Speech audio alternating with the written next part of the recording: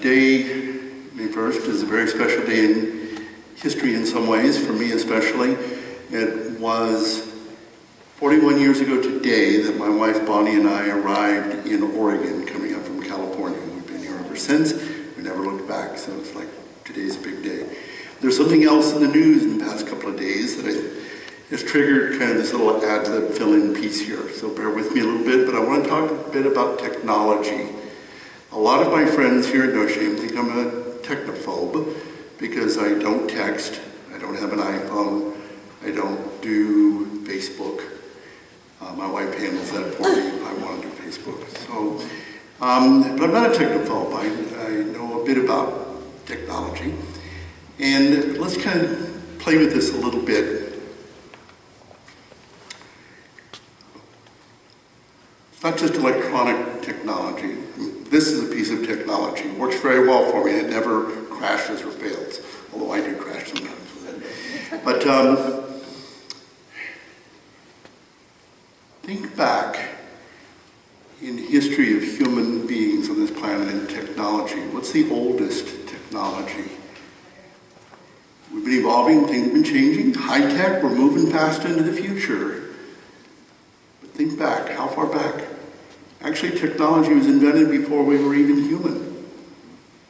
There is lithic technology going back about 2.5 million years. And we're talking maybe even Australopithecines, but you've got Homo habilis, you've got Homo erectus using stone tools and refining stone axes and constantly moving forward through time. When you look at the beautiful cave paintings in France, going back maybe 40,000 years in some cases, that was a pretty high technology at the time. Can we think forward into the future 40,000 years? Where will we be? Most people I talk to don't like to think about that because they don't think we're going to be around at all. We're going to blow ourselves up. And that's our technology. I mean, you know, that's a possibility too. But of all of the years, this 40,000 years, let's say 40,000 in the future, how many centuries is that? I can't say for sure. But the century that we live in is a very special century. And I think it's very unique. But in what way? What about technology? What is unique right now? We think about maybe the internet and the electronics and all these things that are going on. But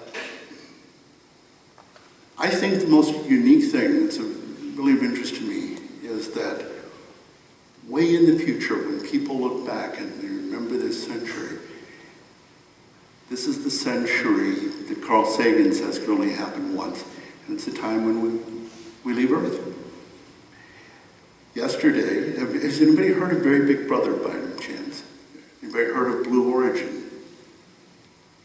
Anybody heard of Jeff Bezos? Oh, good. Anybody heard of Amazon.com?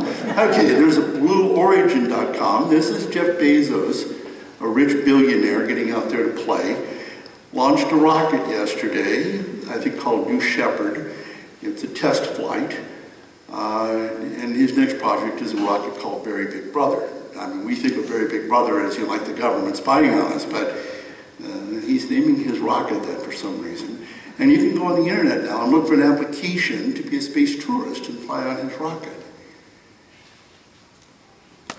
Others have entered into this kind of thing too. Elon Musk, the founder of PayPal, he's got SpaceX. He's flying with his rockets, resupplying the space station.